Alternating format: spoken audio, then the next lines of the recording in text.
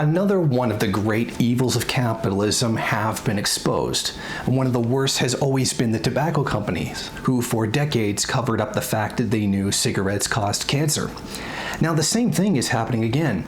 The manufacturer Johnson & Johnson, which their products can be found in every single home across North America, many in South America and Europe as well, one of the largest company of toiletries in the entire world. It's been shown now that they have known a link to talcum powder and cancer for at least 40 years.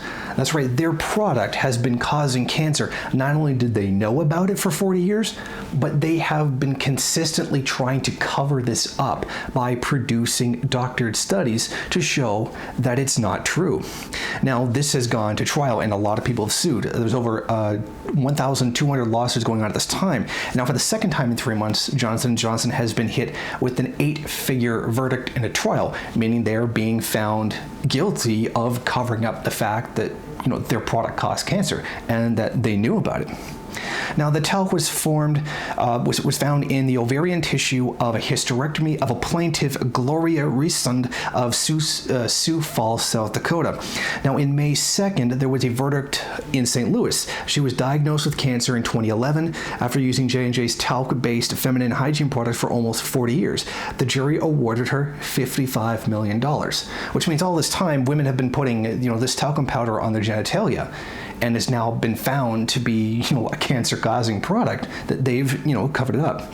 Now, talc is a mineral that's mined in China, which is made up of magnesium and silicon. And now, for decades, according to the plaintiffs, Johnson & Johnson and its lobby, the Talc Interested Party Task Force distorted scientific papers to prevent the information or the knowledge that talc is a carcinogen from hitting the public. And this is, again, one of those situations that shows the real inherent evil of the profit motive. No one there actually cared that women were being killed in God knows how big of a number now, because, we're never going to know, because it's been covered up for so long. I mean, I couldn't think of a better symbol of the profit motive than to literally be killing people with your own product and just simply not care, and then cover it up.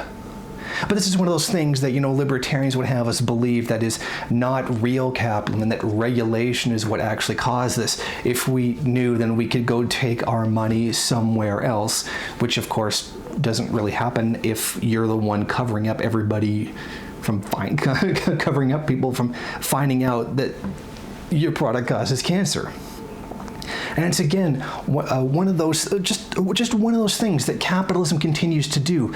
But you will hear excuses from people who support capitalism trying to make it sound like this is okay, or this is somehow the fault of the victims, or blame the government for some reason, because apparently, to them, the government is to blame for absolutely everything. But this is a very important story, that women have been being poisoned for decades and not told about it, and had it outright covered up. I mean, Johnson & Johnson, if they continue along this path, especially getting dinged for as much as $55 million for one case, we could very much see the end of that company. And it's a very, very large multinational corporation that's been around for a long time. And this is going to get a lot worse before it gets any better. Thank you for watching. Won't you go ahead, rate, comment, subscribe, and share on various social media. And if you want, you can head over to my Patreon page and show your support. Or you could head over to the MRN bookstore and check out some of the latest books available.